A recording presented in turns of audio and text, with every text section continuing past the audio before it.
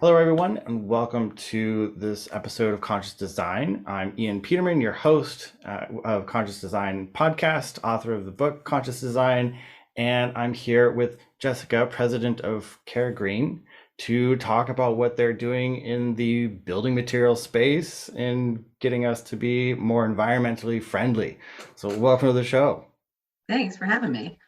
Yeah. A little bit about CaraGreen. We are based out of Raleigh, North Carolina, and we were founded about 12 years ago by a designer who was trying to find finishes for a sustainable development, and there was nothing available locally. So, we started kind of curating a collection of sustainable building materials, which was relatively limited at that time, and now we've grown to more than 16 brands. So, what we like to kind of envision is that we're sort of that curated collection for designers and architects to go to and kind of have pre-qualified sustainable building materials. So we warehouse most of the brands and distribute them out of our network of warehouses. And our goal is really to just have healthier building materials than the conventional alternatives. So recycled glass countertops instead of quartz or granite, things like that, wool insulation instead of fiberglass insulation. So kind of more environmentally friendly substitutions. And you guys kind of cover everything. So I've looked at your website. I've spent some time there, and I've found quite a few different areas. So you aren't limited to just the raw construction material. You're not just a carpet or a countertop. Right. You guys are pretty broad, and I'm curious, is there where are your bounds? Do you have like this expand eventually just take over everything, or are you what is the space you're really kind of looking for? Yeah, so I'm of an entrepreneurial mind. So when I see an opportunity that makes sense with what we're currently doing, we like to take it. So what I like to kind of think of it as, we find brands that may not have the sales and marketing resource they need Mm, to kind of really get into the market in the right way. And we're able to do that. So brands that are just starting out, maybe a European brand that doesn't know how to break into the US market, we are really good at supplementing. Let them make a good product, let us bring it to market for you. So that's really what we are good at. So we look for brands that are struggling to get inroads into the US market for whatever reason, and we use our resources to help them get into those markets. And we've had to shift those strategies over time, but I think right. CaraGreen stays at the forefront of a lot of the marketing platforms to be on, and the sales channels to use, and the architects and designers to get to. So we really have a unique approach. Technically we're a distributor, but really we're a distributor with a very strong sales, marketing, and environmental sustainability bend. Right. So you guys are the partner and distributor that actually gets things sold, Yep. not not Yeah. just buying it and sitting in a warehouse. That's exactly right. And that is the problem, I think, with traditional distribution, is they'll bring on some of these lesser known brands, and then, they'll look at the manufacturer and say, where are my orders? And the manufacturer will look at them and say, where's my demand? And there's just a disconnect, because distributors only want to sell the things that are already moving. They don't want to prime the market. When we start with a brand, we Right. tell them initially, it's going to be 1 to 3 years before you're going to start seeing revenue come from us, because we have to prime this market for you. And if they're not willing to, kind of wait that time, they're probably going to struggle getting into the market. But that's where we are a good partner. We over communicate in the beginning. So we're saying, we're not selling anything yet, but here's your pipeline this month. Here's your pipeline this month. And we're showing them how our efforts are paying off. Even if it's not in raw dollars right away, we share those metrics with them. It's really important. I think that's what a lot of our partnerships are built on. And all the brands we work with are partners. A lot of them are honestly like family to me at this point. Right. Well, and that's a good point, that it takes a while to prime a market, and especially, and you guys started when there weren't very many green products, right? Right. So I imagine that was a much different journey of trying to get a product to market when you guys first started compared to now. So I guess that's a good point to expand on. How has that changed, and what do you see changing with how obviously green products are getting more popular.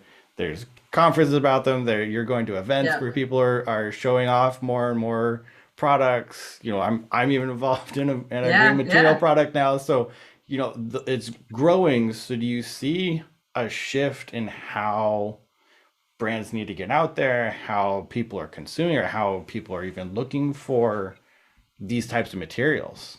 Yeah, so there's a lot of things going on that front. I think it's really interesting that when green, the term first came out, it meant recycled content or rapidly renewable things like bamboo or wool, um, or it meant something local, right? It was within 500 miles or 200 miles.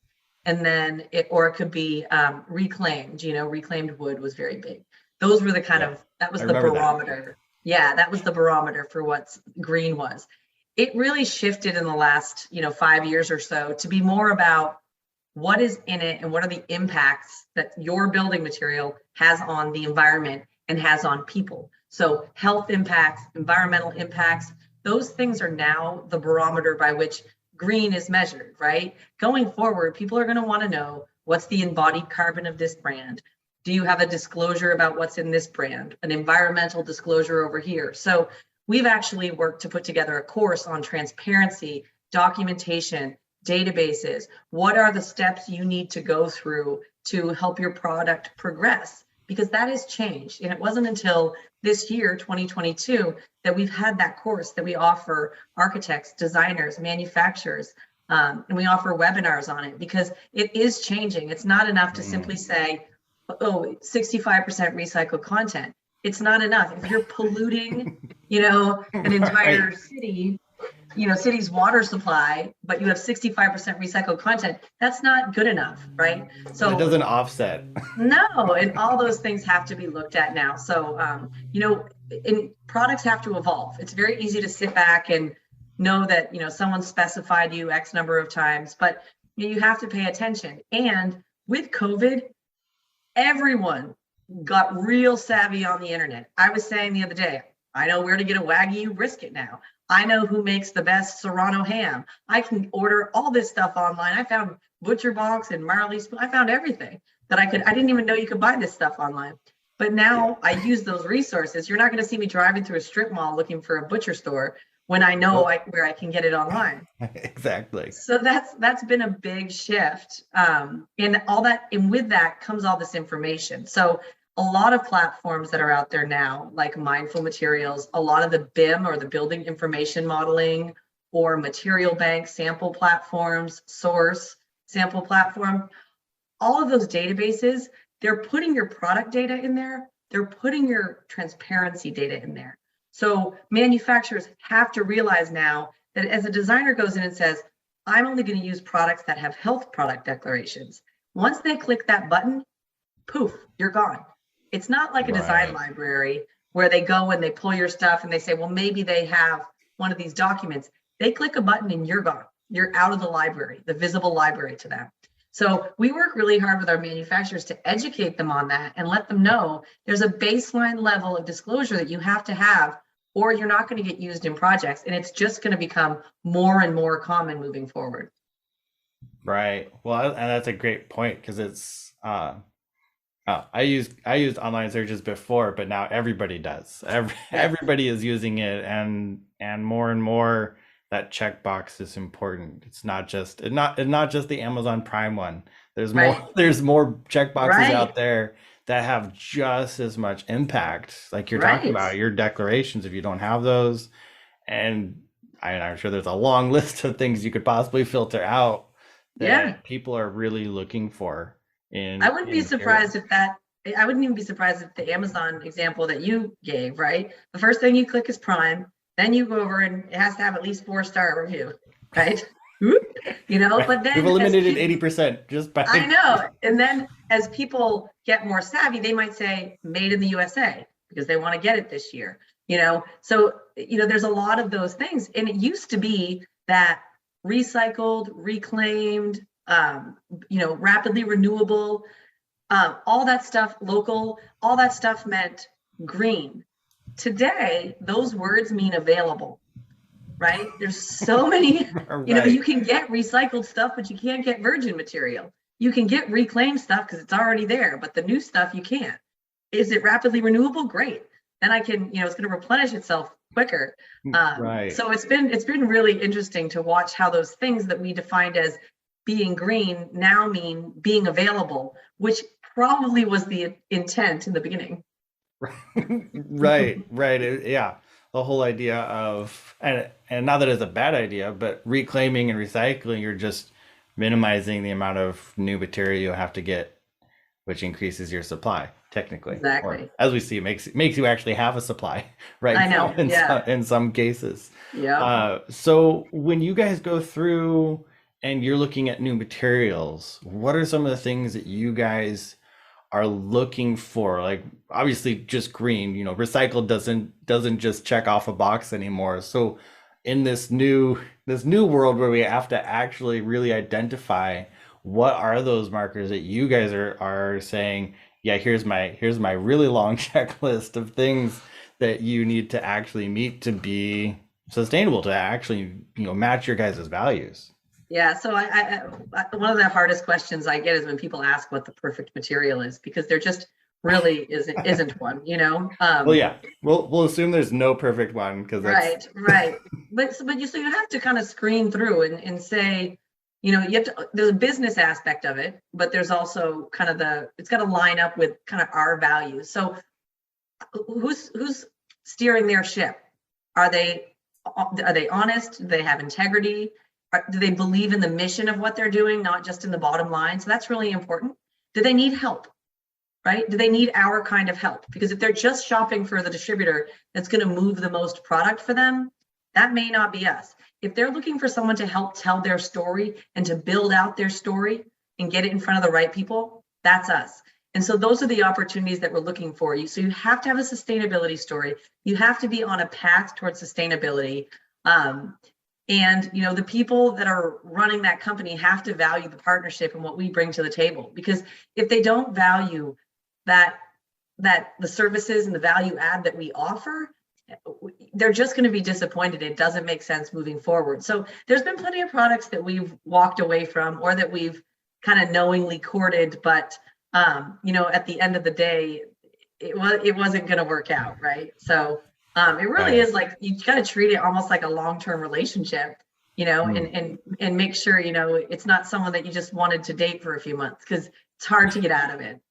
Right, right. Well, and it's a lot of work. Like you talked about, if they're a new brand, you're talking about 1 to 3 years of working together consistently before the money shows up potentially, Yes. right? So Yeah.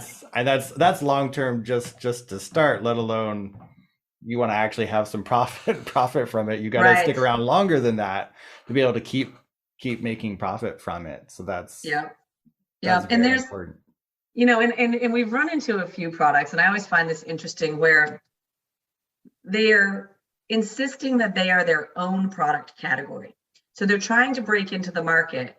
And it's very difficult for us to explain, look, it's hard enough to establish your brand within a category. When you're trying to build a category and your brand at the same time, it's going to take twice as long. So if you can't find a way to fit into an existing category or broaden the definition of yours so that there can be other players, we've run into that issue as well, where, like say it's a countertop material, right? And, your process is a little bit different than everyone else's. So you rename the category. Well, now you don't fit over here. And so when someone asks what you are, you have to start from scratch and say, well, this is what Right. this product is, and this is the specific brand. It's twice as much work. So I really encourage, people bringing products to market to pick the broader category that it fits in, and then develop your value proposition within an existing category. Unless you're something truly revolutionary, it Right. just doubles the length of the road ahead. Yeah, well, I mean, for me, that wouldn't make sense of why you would try to create a new category. I mean, if I created levitating counters, I would still Right. put it under counters. It still Mhm. it still fits in a category. I wouldn't. Right. It just doesn't make sense. So yeah, that's a good. Right. But you That's a would, really good point. but you would call it like cantilevered prep space. Oh, is it a countertop? No, it's a cantilevered prep space. You know what I mean? Right. It's just like, Oh yeah, man, that sounds like a lot of extra work. it is. It is. And Not it's really worth it. happened. And we try to discourage it, but you can't do it every time. But we've learned a lot. When you take this many products to market over this amount of time, and we have everything from, recycled, countertops, like Durat is from Finland. Paperstone is out of the US, and Ice Stone, Right. Brooklyn, New York, and Geos, that comes from China.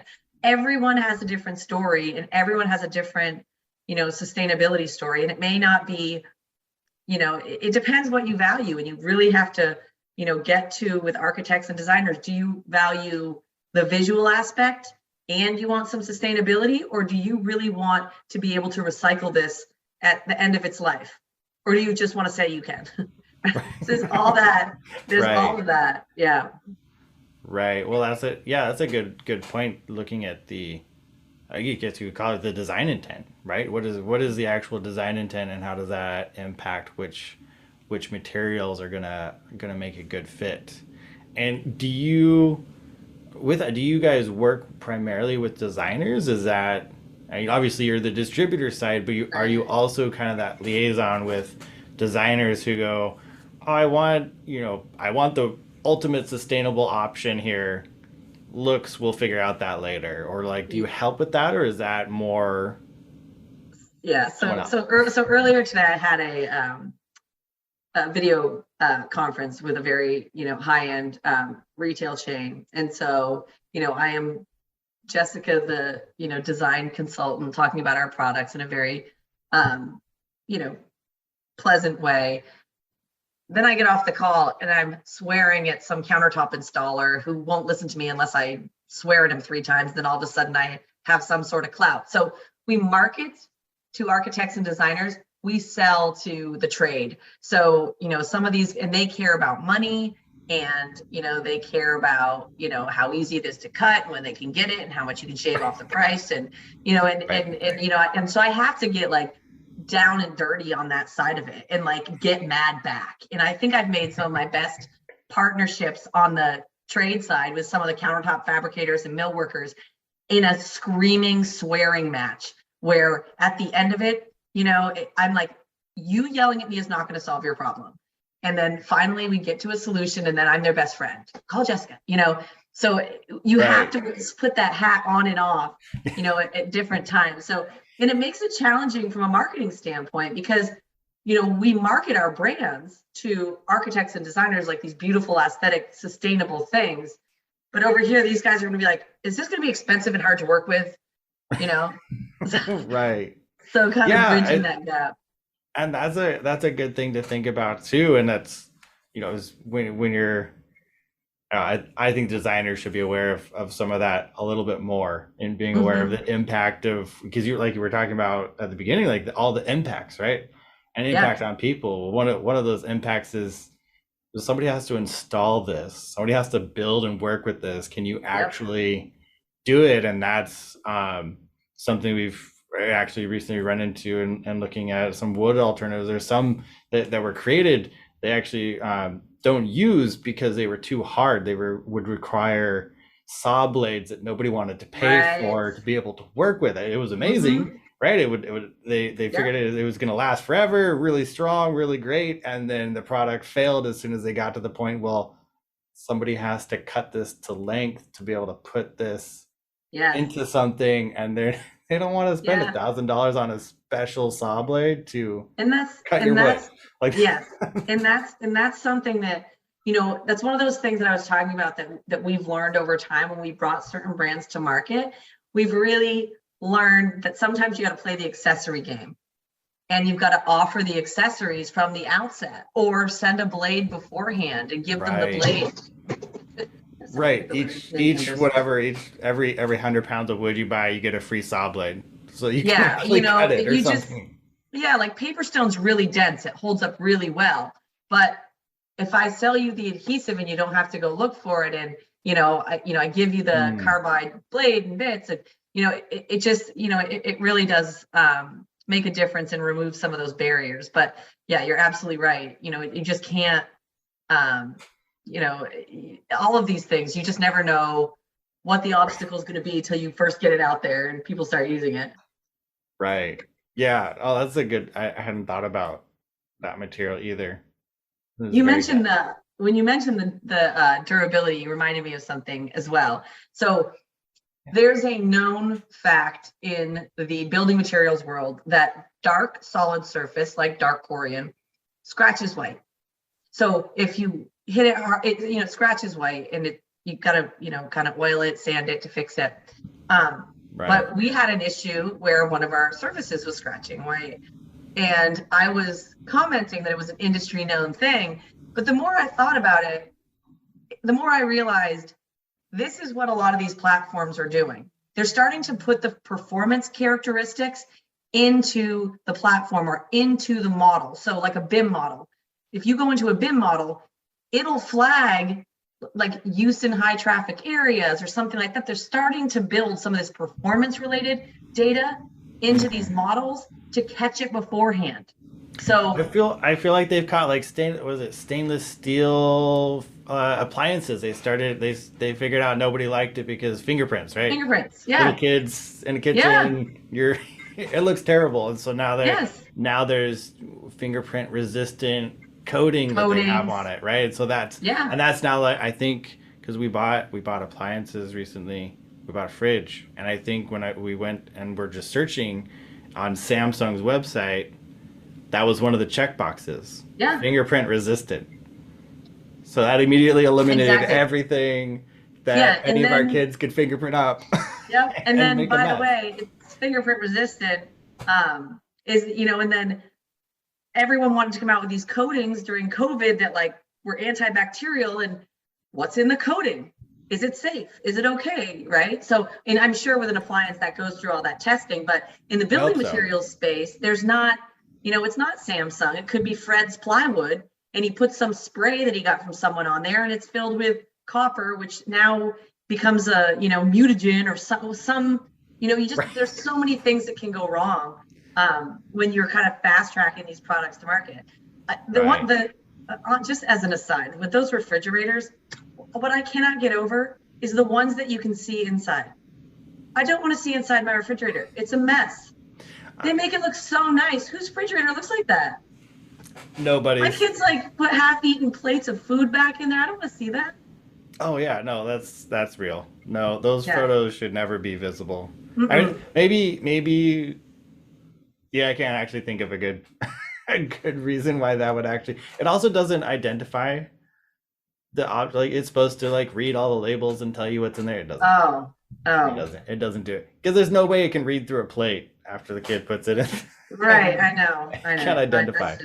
That's just unnecessary. But yeah, no, I mean, I think, like I said, I think that this transparency information and, durability information and proper installation and proper tools, all that stuff is kind of becoming inside of these models of one little building material is going to include all this stuff. And the reason it's sustainable, the reason the BIM environment is so sustainable is you're rendering a a building or a space, and anything that can go wrong gets caught before it's constructed. So there's going to be a lot less construction waste during the process, because you're not going to get there and be like, I can't put an outlet here. It'll flag it in the model before it ever happens. So I think it'll be really interesting to see how much time and waste is saved when building design becomes completely virtual.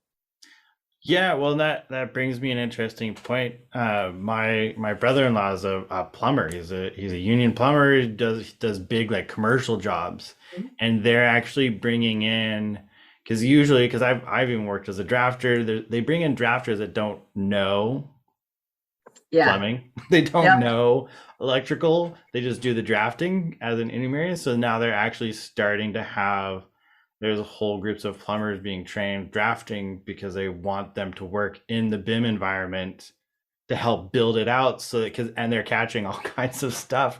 And so Yeah. they're now, their expertise is now getting put into the BIM modeling, which means now all those, like you said, electrical outlets. Now you're talking about all the other things, all the other Yeah. plumbing that's going in is now built in and identifying issues. So yeah, maybe hopefully those materials will also start to get into this space more, and yeah, eventually it'll be fully 3D and everything. You'll Yeah, know it's you'll gonna know be. the environmental impact of everything down to the copper elbow joint you stick in for Yeah, something.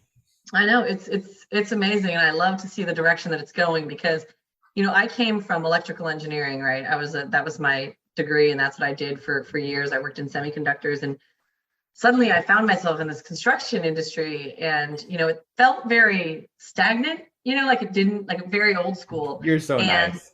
yeah, and now it seems to be moving quickly, right? And I think that COVID did a lot of that. And we've had some really interesting conversations within my company around the role of the outside salesperson. I think it has changed forever, right? I Hmm. think that Yeah. the idea of, Penny the architect picking up her Rolodex and calling her carpet rep, her acoustic ceiling rep, her countertop rep, why would she do that when she can go to Material Bank or Swatchbox or Source or Mortar, get everything she needs, throw it in a cart, and have it on her desk the next day, or 2 days later, 3 days later?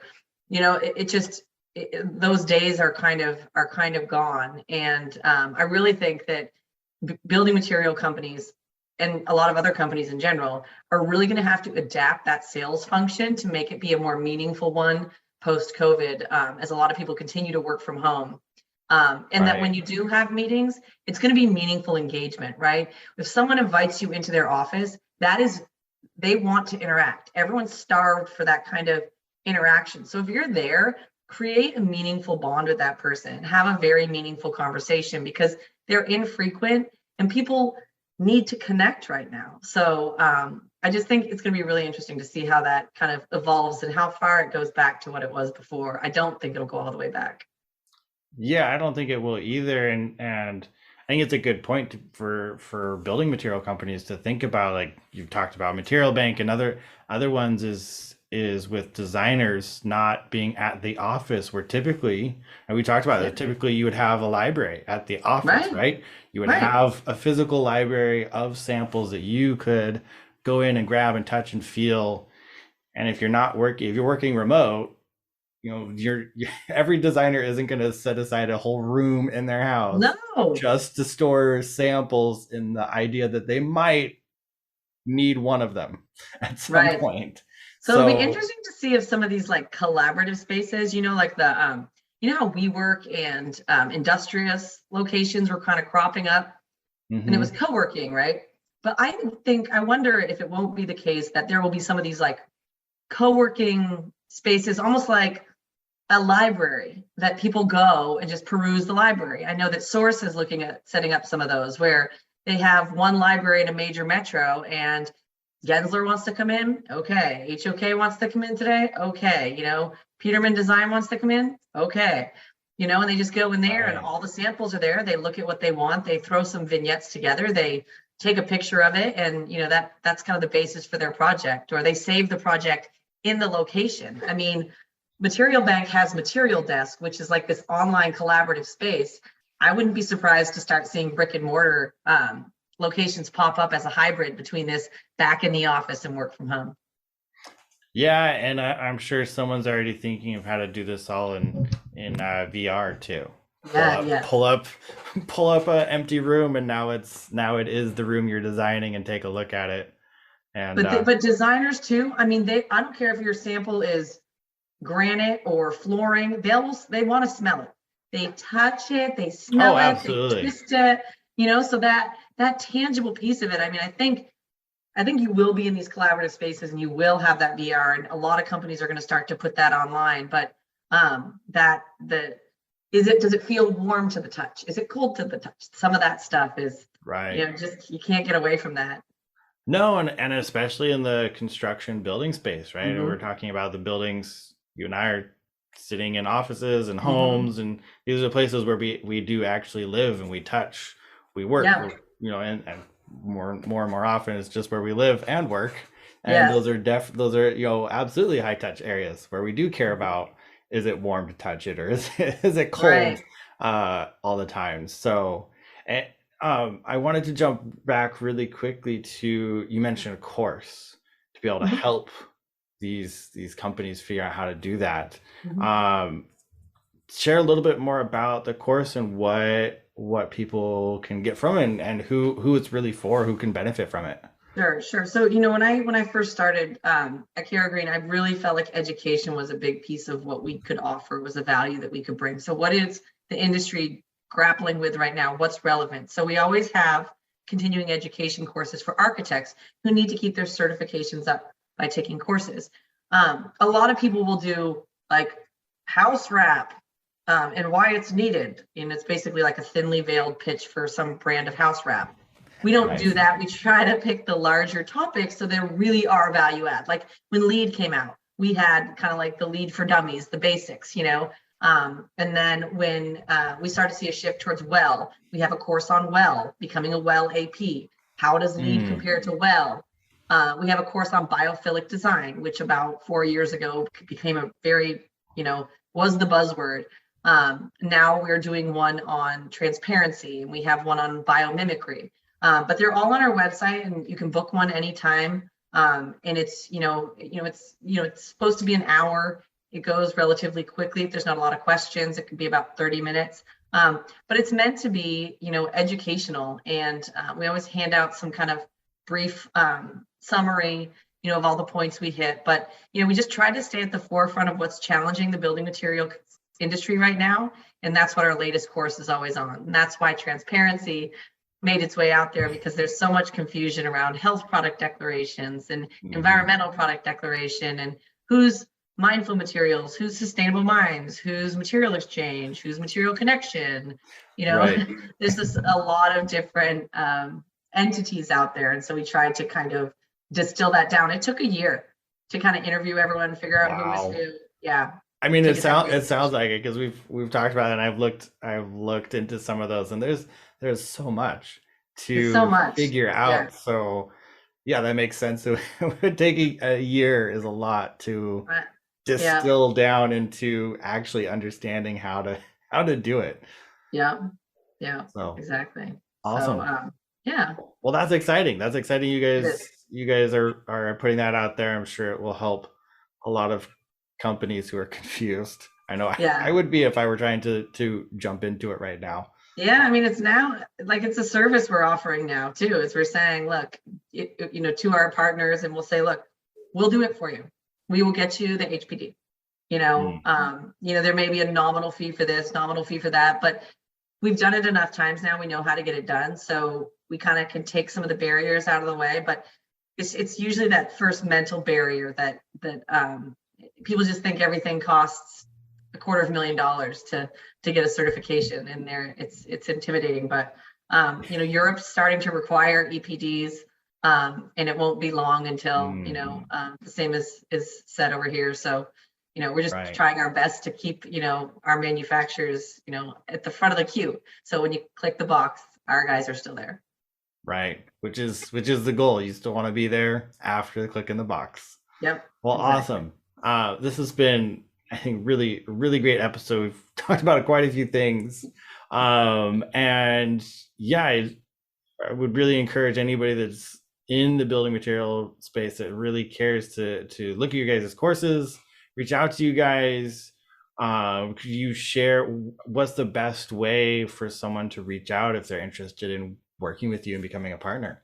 Yeah, so you can go to our website, which is caragreen.com. It's CARAGREEN.com. And we're on, most of the social media platforms at CaraGreen Products. We have a podcast called Build Green, Live Green. And if you want to get in touch with us directly, just email info@CaraGreen, or you can email me, Jessica at CaraGreen, and I will get you to the right person.